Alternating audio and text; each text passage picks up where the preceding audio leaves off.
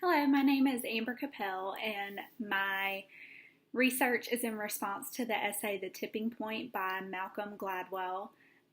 My first source is actually an essay by the authors of The Broken Window Theory, which is called The Police and Neighborhood Safety Broken Windows by James Q. Wilson and George Kelling. Um, People would not normally commit crimes that are more enticed to do so when they see others doing it.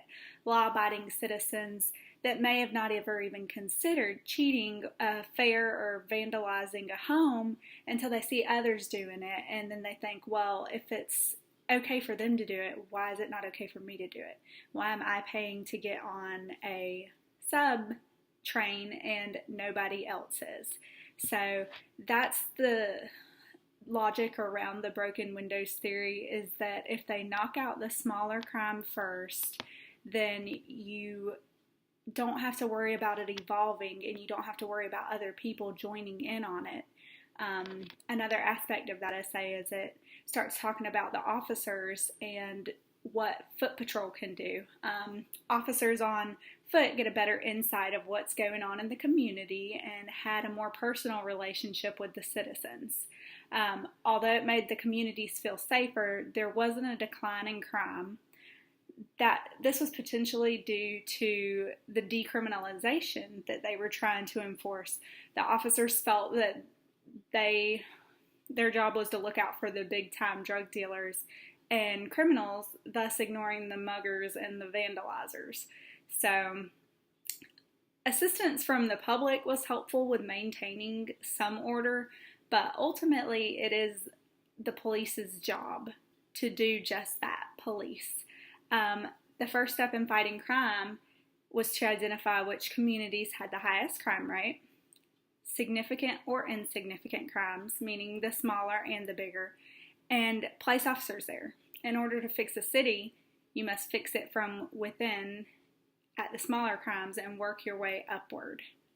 That's basically a summary of the essay explaining what started the broken windows theory. They tried several different things and nothing really seemed to work.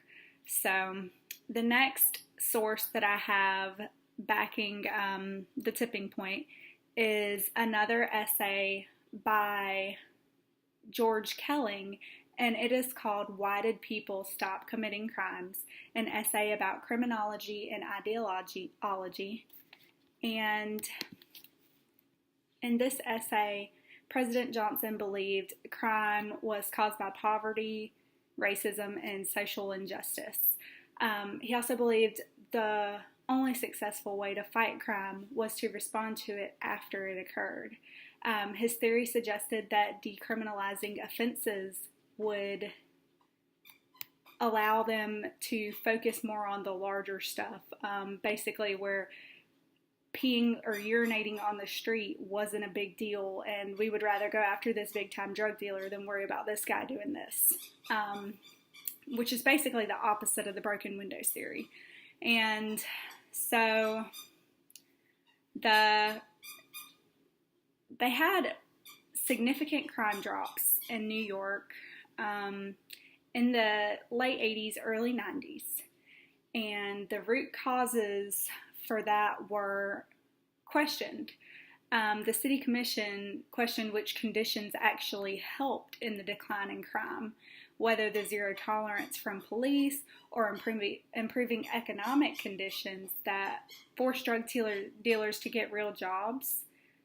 They decided that none of the known conditions seemed to be the cause.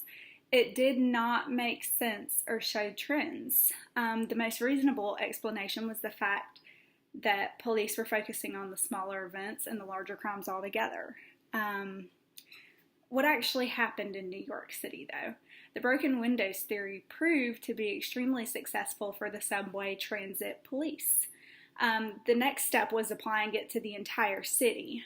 The NYPD was much larger and had a larger variety of crimes being committed than the transit police with just their fare beaters. The plan that set off the NYPD was known as CompStat, an organizational process in which precinct data and accountability were linked and translated into action. Precinct commanders turned their attention to knowing their precincts, understanding their problems, and working to fix them. My next source is actually comes from, it's a uniform crime reporting statistic website. And the title is going to be Estimated Crime.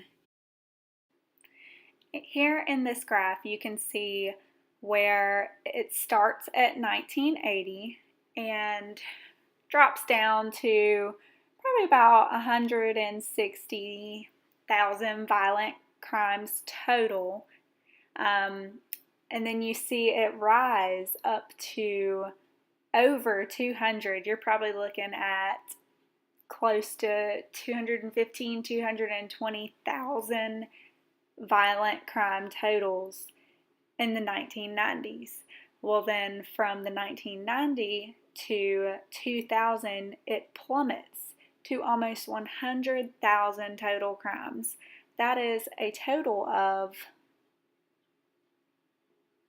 almost 100,000 crimes that it decreased. And the only explanation for this could be the broken windows theory.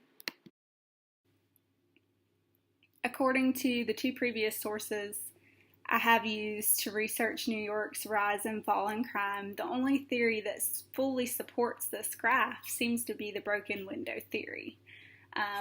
There are several other factors that attempted to take credit for the decline in crime. However, they were never able to produce any evidence that their tactics were to blame. So in conclusion, I found that the broken window theory does in fact seem reasonable for the decline in crime.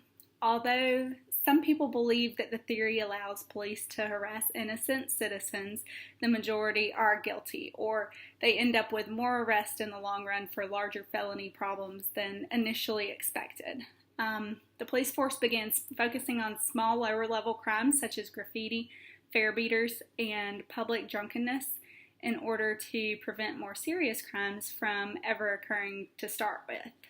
The officers put a stop to small crimes before they were able to snowball into larger crimes and convince others that it was acceptable to do these crimes. By cleaning up the smaller crimes in the communities, one at a time, they were able to decrease the overall crime in New York City in the 90s.